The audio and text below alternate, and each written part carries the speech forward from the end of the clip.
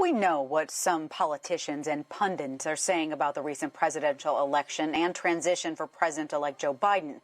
But what are typical Americans saying? Our Joe St. George is taking a closer look. Sometimes the best way to get the pulse of the country, I think if we don't discuss it, we'll never heal, is to have a socially distanced conversation with the neighbors. I accept the fact that Joe Biden's going to be the president. We first met this group of retirees a few weeks before the election in Maricopa County, Arizona. Now that it's over, we're checking back in, and well, the divisions are still there between those who voted for President-elect Biden and those who voted for President Trump. But when he concedes, that means the election is over. No.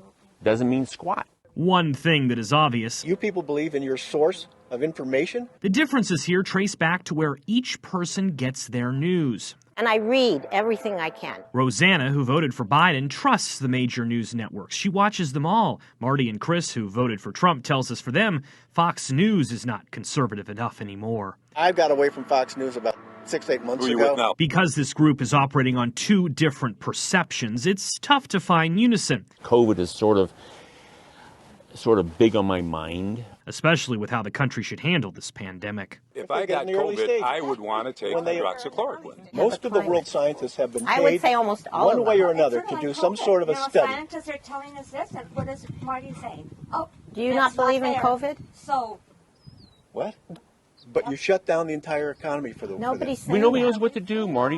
There's never happened before. This debate is what President-elect Biden will inherit come January. I feel there's turmoil. And so far, Biden supporters here feel the transition has been turbulent. Marty and Chris. Yeah, we I don't, haven't I don't think had it's a peace big all deal. year. I don't think there's a big turmoil going on. One big challenge for the president-elect is whether Americans who didn't vote for Biden can somehow be won over. Anything you could do? Stop all this hatefulness. The only problem, though, is everyone on this porch believes the division is here to stay. I don't think that the division's going to go one way or the other. I don't think No. it's ever going to be solved. It's never going to be solved. One lesson for all of us, though, is no one here cursed or left early because they disagreed. Everyone listened to each other, and maybe that's what the country needs. I think it's good to get somebody else's opinion, but just don't make it personal. In Buckeye, Arizona, I'm Joe St. George.